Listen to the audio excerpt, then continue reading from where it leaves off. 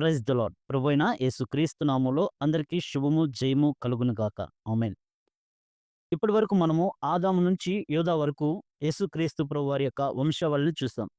అయితే రూబేను, షిమ్యోను, లేవి గురించి కూడా మనం చూసాము. ఎందుకు అంటే రూబేను, షిమ్యోను ఆశీర్వాదాన్ని పోగొట్టుకున్నారు. అంటే రూబేను జ్యేష్ఠత్వాన్ని పోగొట్టుకున్నారు. షిమ్యోను ఆశీర్వాదాన్ని పోగొట్టుకున్నారు. లేవిని ఎందుకు చూసాము అంటే యాజక సమూహం యేసుక్రీస్తు ప్రభువారు యాజకుడు మరియు రాజు. మనల్ని రాజులైన యాజక సమూహం కాబట్టి లేవి గురించి కూడా చూసాము. అయితే దేవుడు యోధా గోత్రాన్ని ఏర్పాటు చేసుకున్నారు కాబట్టి యోధా దగ్గర నుంచి మనం చూసాం. అయితే యోధా గారికి నలుగురు కుమారులు. నలుగురు కుమారుల్లో తామారు తల్లికి ఇద్దరు కుమారులు పేరెసు, జేరెహు. మత్తయి సువార్త మొదటి అధ్యాయము 3వ వచనం చూద్దాం. యూదా తామారు నందు పేరెసును, జెరుహును కనెను. అయితే వీరిద్దరు కమల పిల్లలు.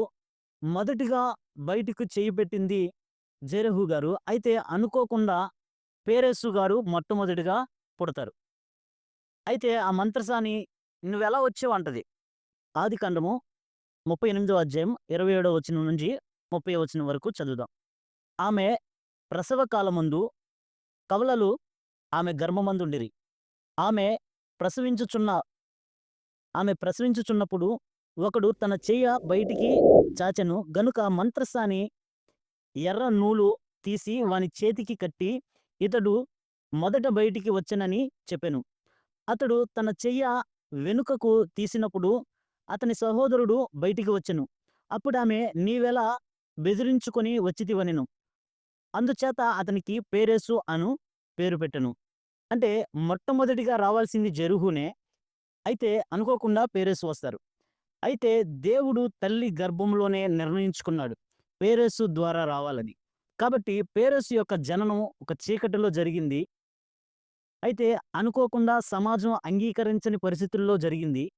అయితే మనము కూడా సమాజం అంగీకరించని పరిస్థితులు ఉండొచ్చు. మనము గూడా ఈ లోకం అనే చీకటిలో ఉండొచ్చు. వీటిని మనల్ని జయించడం కొరకు యేసుక్రీస్తు ప్రభువారు యోధా వంశంలో జన్మించారు. మనకు ఉన్న అడ్డులు, ఆటంకాలు అంటే పేరేసు ముందుగా వచ్చాడు. అలాగే మనం గూడా ఈ లోకంలో ముందుకు పోవడానికి చీకటిని చేల్చుకొని చీకటిని చీల్చుకొని దేవుని యొక్క వెలుగులోనికి ప్రవేశించడానికి దేవుడు నరరూపిగా, శిశువుగా కన్యక గర్భమందు జన్మించారు. కాబట్టి దీనికి ఉదాహరణగా ఒక యెషయా గ్రంథము 45వ అధ్యాయము 3వ వచనం, 2వ వచనం, 3వ వచనం చూద్దాం. నేను నీకు ముందుగా పోవచ్చు మెట్టగానున్న స్థలములను సరాలము చేసేదను, ఇత్తడి తలుపులను పగలగొట్టెదను, ఇనుప గడియలను విరుగగొట్టెదను.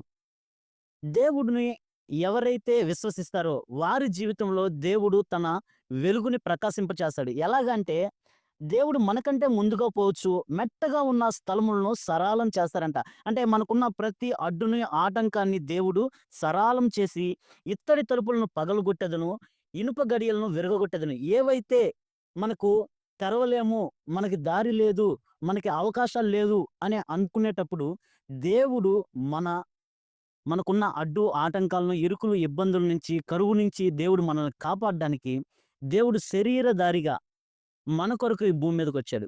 ఇది నిజమైన క్రిస్మస్. ఎవరైతే యేసుక్రీస్తు ప్రభువారిని సొంత రక్షకుడిగా అంగీకరించి నోటితో ఒప్పుకుంటారో వారి జీవితంలో మెట్టగా ఉన్న స్థలములు సరళం చేయబడతాయి.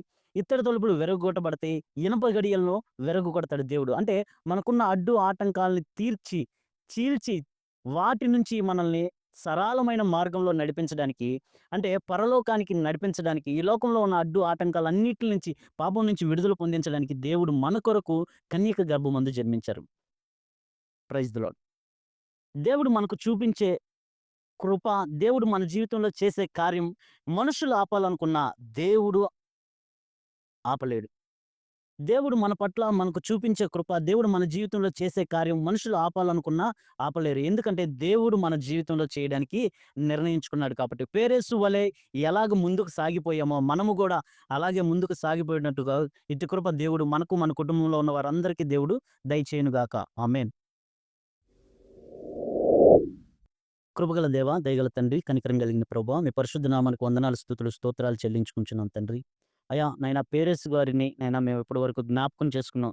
అయ్యా వారి జీవితంలో చేసిన గొప్ప కార్యం, అద్భుత కార్యం, ఆశ్చర్య కార్యం. అయ్యా మా తల్లి గర్భంలో మేము పుట్టక నువ్వే మా అంతమును ఎరిగిన దేవా మీకు వందనాలు. అయ్యా మరి పేరేసు గారి యొక్క చీకటిలో నుంచి వెలుగులోనికి వచ్చినట్లుగా మా జీవితాలు ఈ లోకంలో ఉన్న చీకటిలో నుంచి మీ వెలుగులోనికి ప్రవేశించడానికి మీరు మా కొరకు నాయన భూమి మీదకొచ్చారు. అయ్యా ఆ కృప నిరర్ధకం మేము చేసుకోకుండా, మేము ఆ కృపను మేము సంపాదించుకోవడానికి మీరే కృపను దయచేస్తారని నమ్ముతూ, విశ్వసిస్తూ, మా ప్రియ రక్షకుడు, మీ ప్రియ కుమారుడైన నజరేయుడైన యేసుక్రీస్తు నామములో అడిగి పొందుకొని ఉన్నాం మా ప్రియ పరలోకపు తండ్రి. ఆమేన్.